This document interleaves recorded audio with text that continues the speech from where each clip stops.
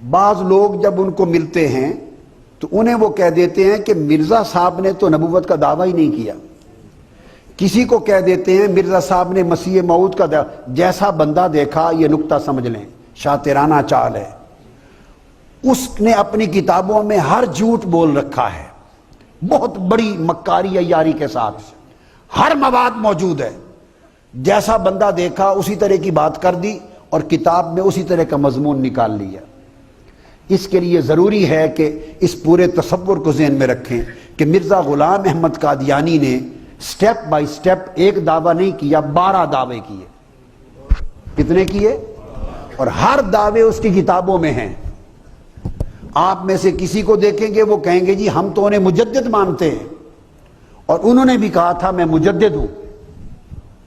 یہ ہمارے اوپر جھوٹا الزام ہے. انہوں نے تو نبوت کا دعویٰ ہی نہیں کیا، اور وہ کتاب اٹھا کے اس کا دعویٰ مجدد ہونے کا دکھا دیں گے. عام آدمی کنفیوز ہو جائے گا. کسی کو اگلی بات بتا دیں گے، کسی کو اور بتا دیں گے. اب سن لیں، اس نے پہلا دعویٰ کیا مجدد ہونے کا. جب زمین بنا لی اس کے بعد اگلا دعویٰ کیا محدثیت کا کہ میں اللہ سے کلام کرتا ہوں. اس کے بعد اگلا دعویٰ کیا مہدویت کا، یعنی میں امام محمد مہدی ہوں، جو حضرت مہدی علیہ السلام آنے تھے وہ میں ہوں. پھر جب یہ گراؤنڈ بنا لیا تو اگلے چند سالوں کے بعد دعویٰ کیا مسیحیت مسیح کا، اور کیٹیگوریکلی کہا کہ میں حضرت عیسیٰ مسیح نہیں ہوں، جو حضرت مسیح آنے تھے میں وہ نہیں، ان کی مثل ہوں، سیملر ٹو مسیح. جب اس کی گراؤنڈ بن گئی پھر دعویٰ کیا عین مسیح کا کہ میں عین وہی مسیح موعود ہوں جس کا وعدہ تھا حضرت عیسیٰ کا، میں عین عیسیٰ ابن مریم ہوں. 5 جب یہ بن گیا پھر اس نے اگلی سٹیج پہ دعویٰ کیا کہ میں حضرت عیسیٰ مسیح موعود پر بھی افضل ہوں. معاذ اللہ، وہ کم تر تھے میں ان سے افضل ہوں، استغفر اللہ. جب یہ بنیاد بنا لی پھر اس نے دعویٰ کیا کہ میں ذلی نبی ہوں.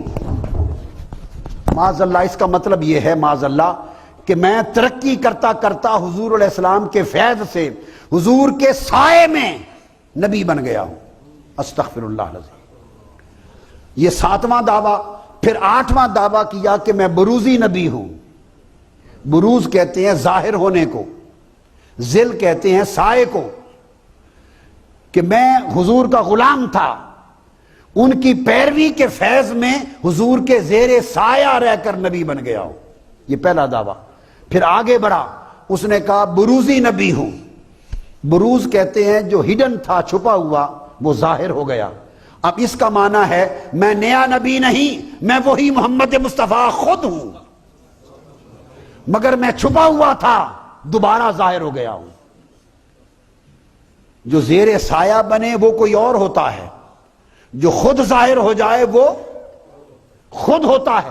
ہر دعویٰ دوسرے کا بطلان کرتا تھا، ہر دعویٰ پہلے دعوے کو جھوٹا ثابت کرتا تھا. ایک دعوے کی دوسرے دعوے سے کوئی جوڑ اور میل نہ تھا.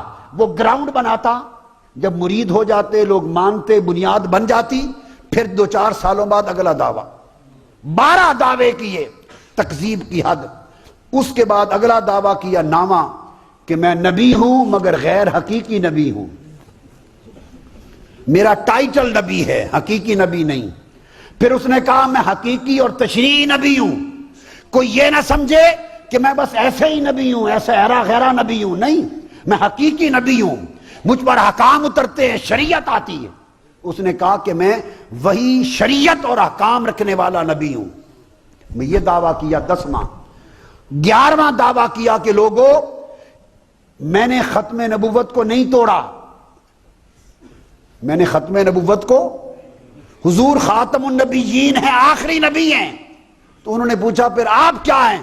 اس نے کہا میں محمد مصطفیٰ خاتم النبیین دوبارہ دنیا میں آ گئے، میں وہی نبی ہوں، دوبارہ آ گئے. پہلے مکہ میں آئے تھے، اب قادیان میں آئے. استغفر اللہ. یہ اس کا 11واں دعویٰ تھا. کتنا؟ کہ خود محمد مصطفیٰ ہوں، سو اب میں خود خاتم الانبیاء ہوں. اس نے کہا میں خود خاتم النبیین ہوں. اور وہ جو آیت اتری تھی وہ میری شان میں اتری. یہ میں سب اس کی عبارتیں بتا رہا ہوں آپ کو. 11 دعوے اور آخری 12واں دعویٰ کیا کہ میں مصطفیٰ محمد مصطفیٰ سے بھی افضل ہوں. معاذ اللہ، استغفر اللہ. اللہ پاک لعنت کرے اس پر، اور لعنت کر چکا. ان سے بھی افضل ہوں.